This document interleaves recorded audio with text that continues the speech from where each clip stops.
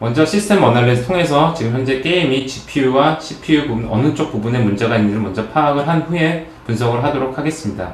제가 오늘 데모로 사용할 게임은 이노스파크에서 개발한 히어로스카이라는 게임입니다. 이 게임은 최근 인텔과 같이 공동으로 GPL을 통한 최적화 작업을 통해서 많은 성능 향상이 있었으며 현재 구글 플레이 스토어에서 전세계 사용자들이 사용하실 수가 있습니다. 먼저 시스템 어널라이저를 통해서 분석을 하기 위해서는 실제 디바이스에 연결을 하셔야 됩니다. 커넥트를 통해서 연결된 디바이스에 연결을 해보도록 하겠습니다.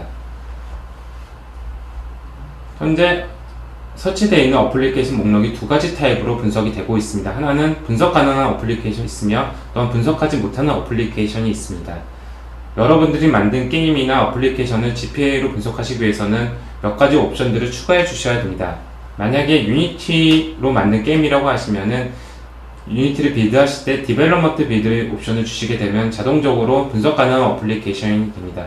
그렇지 않은 경우 게임 엔진을 이용하시거나 일반적인 어플리케이션인 경우에는 엔드로이드 애플리케이션의 특성을 정의하는 엔드로이드 매니페스토 파일에 두 가지를 추가해 주시면 됩니다. 먼저 하나는 인터넷을 사용하실 수 있는 퍼미션을 추가해 주시고 또한 디버깅이 가능한 옵션을 true로 바꿔주시면 분석 가능하게 됩니다.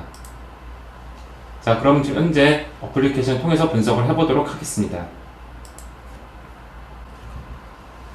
제가 오늘 먼저 사용한 example은 앵그리버스 이용해서 분석하도록 하겠습니다. 시스템 어널라이저에서 설치된 앵그리버스 클릭하시게 되면 자동적으로 타겟 디바이스에서 어플리케이션 실행이 됩니다.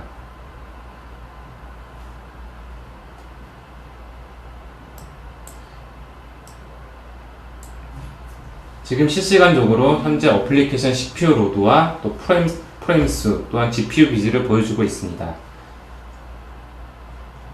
이 제품은 4개의 CPU를 가지고 있기 때문에 각각의 CPU 로드도 별도적으로 보실 수가 있습니다.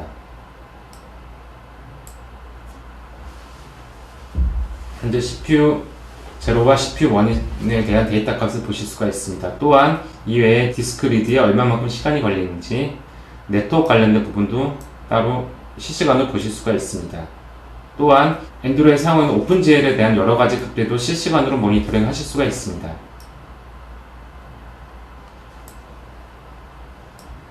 배터리나 이런 부분도 측정하실 수 있게끔 제공을 해드리고 있습니다.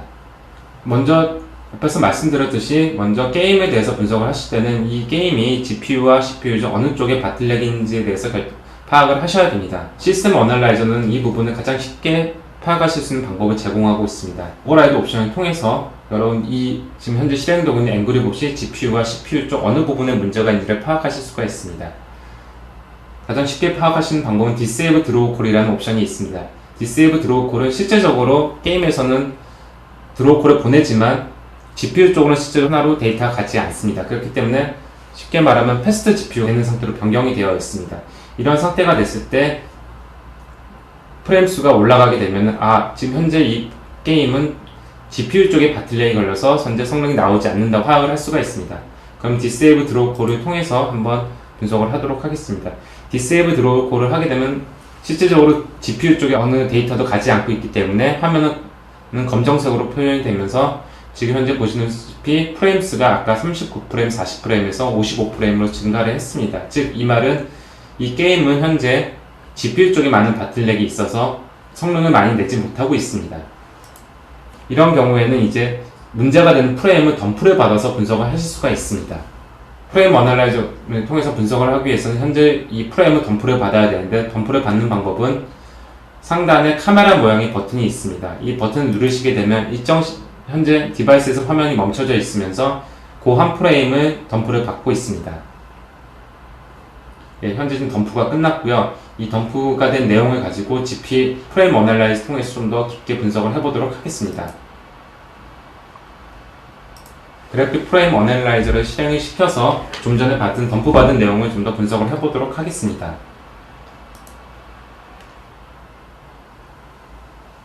프레임 어널라이즈 실행을 시키시게 되면 자동적으로 덤프 받은 여러가지 데이터들이 보이고 있으며 그 중에 원하시는 내용을 선택하시면 됩니다.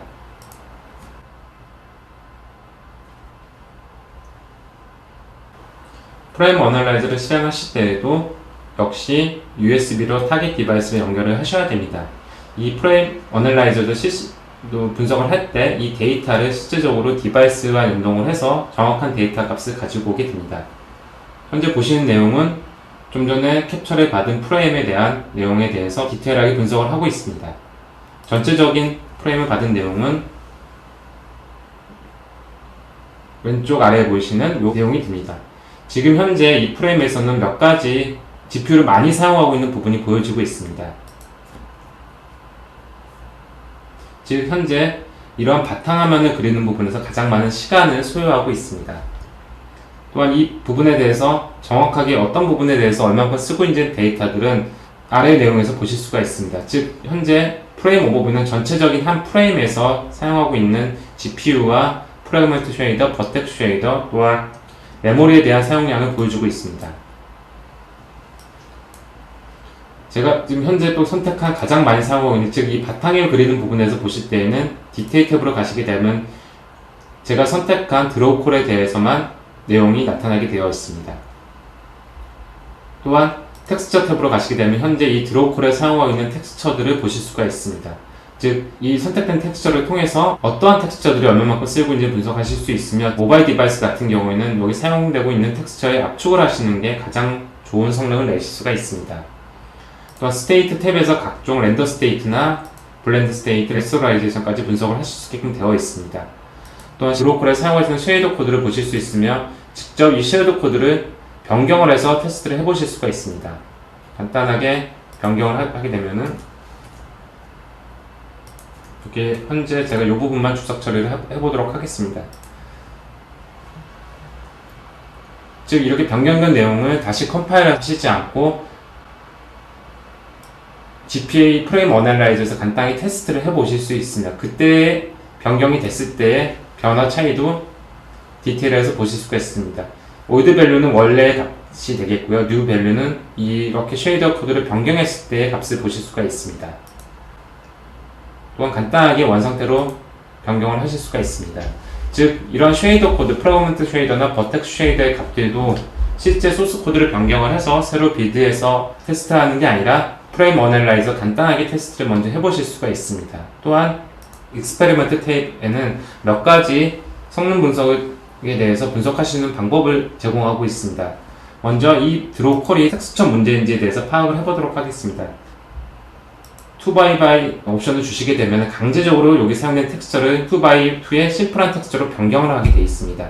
이렇게 해서 성능 향상이 있다는 것은 왼쪽에 표시가 된 한 15% 정도의 성능 향상이 있습니다. 즉 이 부분에 대해서는 텍스처를 좀 더 단순화시키게 되면은 전체적으로 성능 향상을 보실 수가 있습니다. 또한 이 옵션 외에 1x1의 6배트나 또 프래그먼트 쉐이더를 간단하게 했을 때 변경을 보실 수가 있습니다. 현재 이 경우에도 프래그먼트 쉐이더를 간단한 거 바꿨을 때는 35.7% 성능이 있기 때문에 실제로 여기에 사용되고 있는 프래그먼트 쉐이더의 코드를 변경을 하셔서 성능 향상을 보실 수도 있습니다. 또한 각각 드로우 콜에 대한 지오메트리도 분석을 하실 수 있고 여기에 사용되어 있는 API를 분석하실 수도 있게끔 되어 있습니다.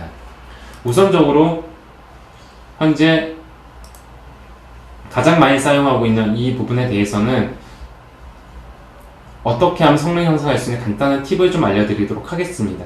우선 이 바탕화면 같은 경우는 현재 이 영역의 바탕화면 같은 경우는 몇 가지의 다른 바탕화면 같이 겹쳐지게 되어 있습니다. 즉 그러나 이 부분이 가장 많은 영역이 그려지고 있습니다. 요 위에 다른 텍스처나 다른 드로우 콜이 올라가기 때문에 이런 경우에는 이 드로우 콜을 맨 뒤에 주시게 되면은 웹스 버퍼 테스트를 통해서 실제로 화면에 보이지 않는 부분에 대해서는 시간을 줄일 수가 있습니다. 현재 이 드로우 콜이 시간이 대략 2.8ms 정도 사용하고 있습니다. 그러면은 제가 실제 이 드로우 콜을 뒤로 보냈을 때 시간이 얼마만큼 단축됐는지에 대해서 보여드리도록 하겠습니다. 제가 시간 관계상 미리 캡처를 받았고요. 그걸 통해서 분석하도록 하겠습니다. 유니티에서 렌더 큐에서 드로우 오더를 주실 수 있는데 제가 이 아까 보셨던 가장 큰 영역을 차지하고 있는 바탕을 그린 부분을 뒤로 좀 옮겨봤습니다. 그랬을 때 보시게 되면은 제가 선택한 이 부분이 가장 뒤에 그려지고 있습니다. 근데 시간은 아까 2.8 ms였는데 지금 현재 1ms로 줄어들었습니다. 즉 실제적으로 화면에 보이지 않는 부분은 그 GPU에서 그리지 않기 때문에 이런 부분을 통해서 여러분들의 게임에 대한 전체적인 프레임수를 올릴 수도 있습니다. 근데 이런 부분을 하실 때는 우선적으로 이런 텍스처에 그 알파 브랜딩 효과가 없는 부분만 적용하셔야 됩니다. 그럼 실제적으로 출시됐던 게임 히어로 스카이를 통해서 저희가 어떻게 분석을 하고 어떻게 성능 향상을 했는지에 대해서 좀 더 설명을 드리도록 하겠습니다.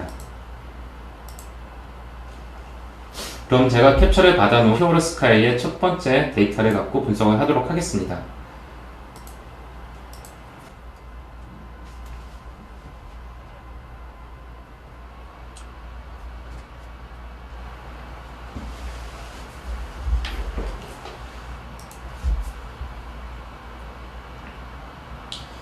이 부분은 히어로 스카이 게임을 할 때 기본적으로 마을을 표시한 영역입니다. 프레임 캡처를 받아서 어떤 부분이 성능적인 저하가 있는지에 대해서 분석을 해보도록 하겠습니다.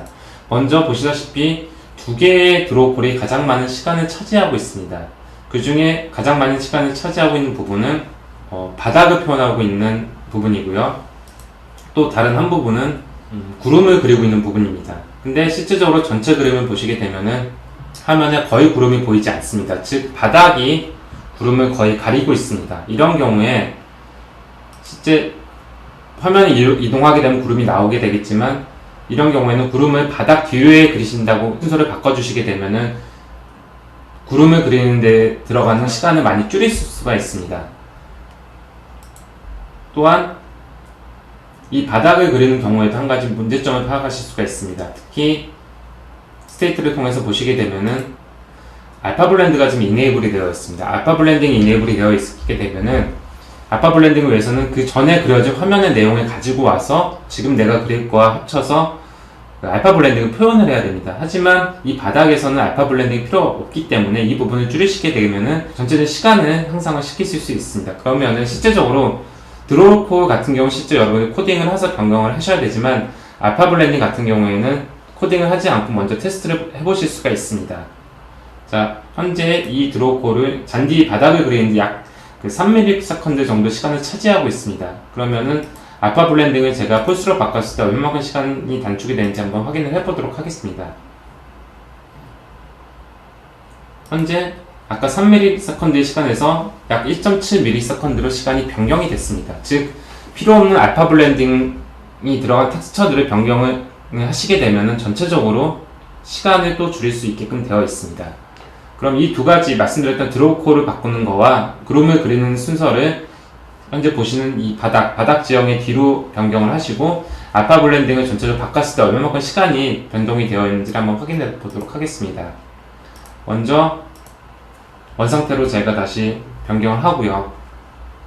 오른쪽에 보시면은 프레임 수가 나옵니다. 84.5프레임. 이 프레임 숫자는 GPU 쪽에서만 프레임을 측정을 한 겁니다. 즉 원래 시스템 어널라이저는 CPU와 GPU 전체적인 프레임 수를 내지만 프레임 어널라이저는 단순히 GPU 쪽에서만 나온 시간을 측정하기 때문에 실제적으로 프레임 수가 더 크게 나옵니다. 그래서 현재 84.5 프레임 정도가 나오게 됐고요. 제가 설명을 드린 드로우콜 오더와 필요 없는 알파 블렌딩을 없앴을 때 얼마나 성능이 향상되어 있는지에 대해서 보여드리도록 하겠습니다. 관련된 내용 미리 캡처를 제가 받았고요. 최적화된 결과를 보여드리도록 하겠습니다.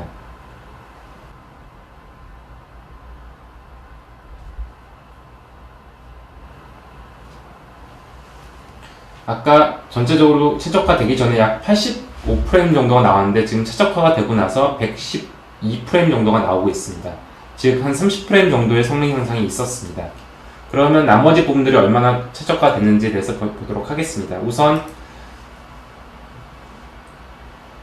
최적화되기 전에는 구름을 먼저 그리게 됐었는데 지금 잔디를 먼저 그리게끔 변경을 했고요. 그 다음에 구름을 그리는 부분을 바꿨습니다. 뒤로 잔디 뒤에 실제적으로 아까 구름을 그리는 부분이 약 2ms 정도가 나왔는데 지금 현재로는 보시면은 0.2ms 정도 거의 10분의 1로 줄게 되었습니다. 또한 잔디를 그리는 부분에도 스테이트 0에 보시게 되면은 블렌드 스테이트에서 폴스로 바꿔서 전체적인 시간을 같이 줄이게 됐습니다. 폴스 전에 약 3ms였는데 알파 블렌딩 이네이블 됐을 때 약 3ms였는데 알파 블렌딩을 풀스를 하고 나서는 약 2ms 정도로 시간을 단축했습니다.